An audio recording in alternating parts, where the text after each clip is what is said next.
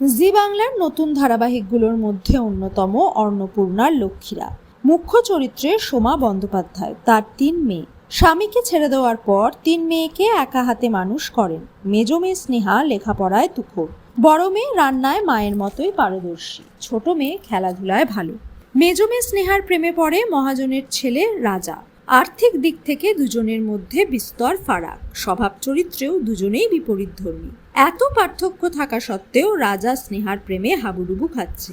পরবর্তী প্রমোয় দেখা যাবে অন্নপূর্ণার পাইস হোটেলে এসেছে রাজা। অন্নপূর্ণাকে প্রণাম করে মনে মনে বলে এটাই তার শ্বশুরবাড়ি, কিন্তু স্নেহাকে দেখতে পায় না, তাই মন খারাপ হয়ে যায়। মুখ কাচুমাচু করে খেতে বসে পড়ে। সব দেখে অবাক হয়ে যায় অন্নপূর্ণা। তারপরই সেখানে উপস্থিত হয় স্নেহা। খুব রাগ হয়েছে দেখেই বোঝা যায়।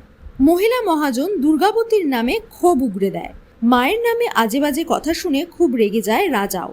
স্নেহার কথা শুনেই চেঁচিয়ে ওঠে। স্নেহাকে প্রথমবার দেখে তার মায়ের কথাই মনে হয়েছিল। স্নেহা যেন তার মায়ের আদল। বাইরে কঠিন, ভেতরে নরম, কিন্তু মায়ের অপমান কিছুতেই মেনে নিতে পারবে না। এবার কি রাজার আসল পরিচয় জানাজানি হয়ে যাবে?